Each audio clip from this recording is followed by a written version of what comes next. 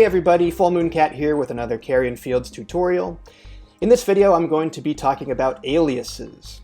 So what aliases are things that allow you to kind of quickly insert text into the game without having to type out that text. It maps basically short text to long text.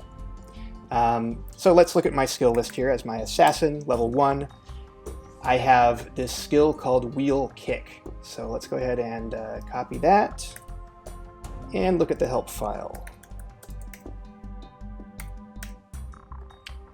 So you'll see that the syntax for wheel kick is wheel kick with no spaces. So let me copy that. If I didn't alias that, when I fight my fleshy creatures here, I'm going to have to fight the creature, and then I'm going to have to type wheel kick. And that will use the skill wheel kick. Kind of a lot of text to put in to have to type all the time. And you're going to be learning more and more skills as you gain in levels. And you're not going to want to have to remember, oh yeah, I have a skill called wheel kick, and I have to type wheel kick without a space every time I use that skill. So what we want to do is we want to alias that syntax into something that's a little bit more manageable. Now, luckily, the people that built this awesome Carrion Fields Mudlet interface built in a really amazing aliasing system. If you type alias, you'll get some information on how to easily build an alias. So let's say with wheel kick, I want to alias WK to the text wheel kick. Now if I type alias, you can see that I've got an alias here, WK equals wheel kick, and if I type WK, it inserts the text wheel kick into the game. That's a really nice way to do it, really user-friendly. You can also have targeting and stuff like that for your aliases. So let's say if I want to have a target on something, so let's look at my skill list again. Pretty soon I'm going to learn something called dirt kicking, right? So dirt kicking, if I look at the help file, you'll see that the syntax is simply dirt and then the target. So if I want to have a targeted alias for this, I might do something like alias DT to dirt at target. And then I can set my target on the fly. So let's say I've got a character named George. So I've set my target to George, which you can see down here. And now if I type DT, it will automatically try to dirt George. You can also create aliases to have some custom text that you put in, as opposed to a target. For example, in the past I've had characters that have talked to themselves for various role-playing reasons, and to do that you would say to self, whatever you're going to say,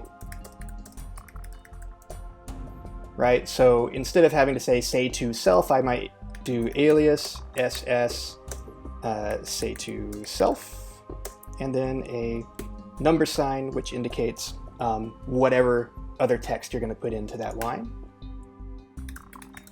There you go.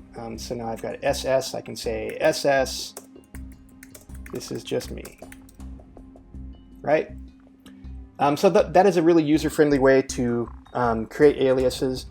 The thing I don't really like about this and why I don't use it is because, so if you're playing multiple characters, or if you've just deleted a character and you're creating a new character, now you've got a big list of aliases that applied to your previous character, and you kind of have to then edit that list down. And if you don't, you might end up with things that conflict. Maybe DT, I don't want to be dirt target for my next character because I'm playing a shapeshifter and I've got, some skill with one of my forms that starts with a D, and I want DT to be some other D to the target. So I don't actually use this aliasing system.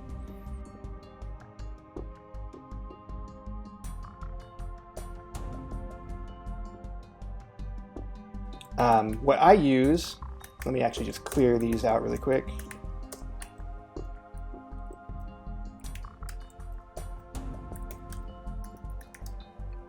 So what I use instead of this system is Mudlet's built-in aliasing system. So if you click on Aliases up here at the top, it'll open up a window that you can then create aliases in a different way. And it's a little bit more complicated.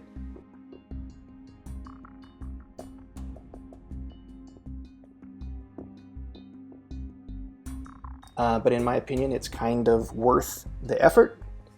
So what I do is I click on this top aliases here and I create an alias group, and I will name that alias group whatever my character's name is. And that's kind of nice because these character names are kind of hard to remember, and when I wake up tomorrow I might not remember Lafarlin was my character's name at all. And now I've got it recorded. It's the name of my alias group. And I'm going to activate that alias group. This is going to be only aliases that apply to this character. And then the first alias I'm going to create is a login. So I'm going to go ahead and click on Add Alias. And I'm going to call this one Login. And then the pattern is going to follow the exact pattern in the example text that you'll see here. So a caret sign, and then a word, and then a number sign. This is what's called a regular expression, and all it means is the caret sign is the beginning of a text string, and the number sign is the end of a text string. So that is what the game is expecting to see in order for this alias to trigger. So caret sign, login, number sign. And then you can either have a command if it's just going to be one thing of text, or if it's going to be multiple lines, then you can do something down here where you can add LUA code, Lua code. Don't be intimidated by this. There's really so little that you have to know in order to make aliases. So what I'm going to do is actually put that here for my login, send, and then a string of text is going to be my character name.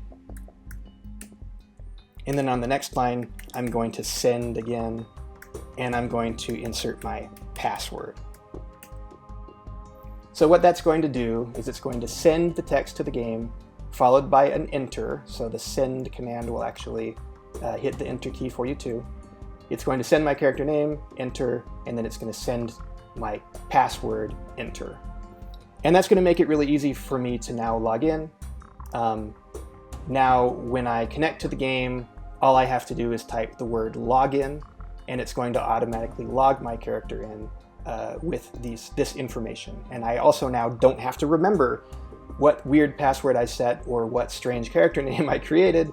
I just have to know that I've got the correct alias group active, and then I just type login, and it's like easy peasy, and now I'm logged in. Let's talk about other aliases. Using the examples that we had down here, let's say that I wanted to do the exact same thing, dirt kick. So I'm going to add an alias. Let's just call this dirt no target. And DT, we'll say, is what I'm going to put in with nothing added to it. So just DT, and I'm going to then make that say dirt. Now if I come down here and I say DT, it's going to insert the text dirt. So let's say we want to build an alias that hits our target that we've defined here, George in this case, or whatever you have that set at. I've actually got something like this built. So what that is we'll just copy and paste that down into my character here. So I'm using the skill trip for this example. I'm going to trip a target, and so I'm going to want that to be TT. And then down here in my Lua code, I'm going to say the target. I'm defining a variable here, so equals user variables target. And then what I'm going to actually send to the console is going to be send the word trip followed by a space, and then 2 decimal points, and target. So what that's going to do is it's going to say, here's my target, it's the user variable target, and now I'm going to send to the console trip, and then followed by the target. So if I come down here and I say TT, it's going to send to the console trip George. If I set this to a different target,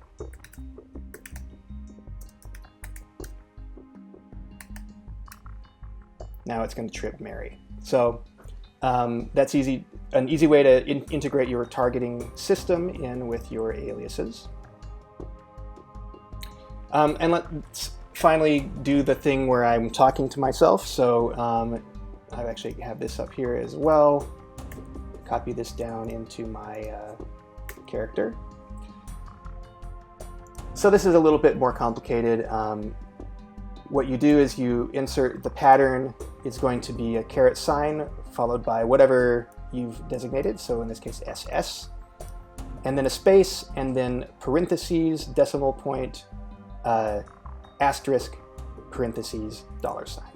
And basically what this is telling it is it's looking for the text SS followed by a space followed by any string of text. So that's what this is.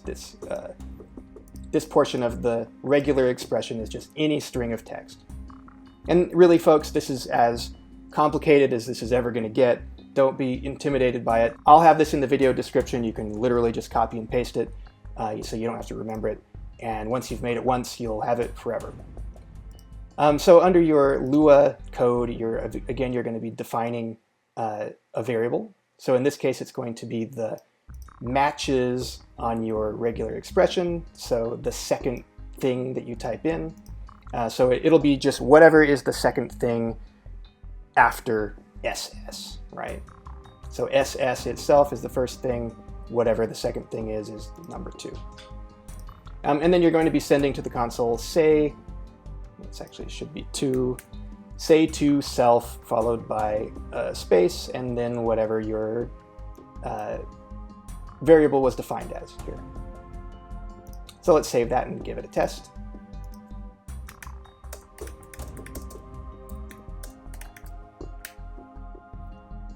And there you go. So pretty much between all of these, you can mix and match these to build any sort of alias that you want. And then the nice part is if I create a new character, I don't have now my aliases kind of universally in the system. I can actually just click on this entire group and deactivate it. And now TT means absolutely nothing to the system because that is an inactive alias group. So that's what I like to do. I know it's a lot more involved, but I've gotten used to doing it. It's really not a lot of work for me to maintain that anymore. And it really makes it convenient for me to go from character to character without having to worry about aliases that overlap. But if you don't like all of that work, it's totally understandable. Just use the built-in alias system. That's why it's there. It's very user-friendly and it's very easy and it's very powerful.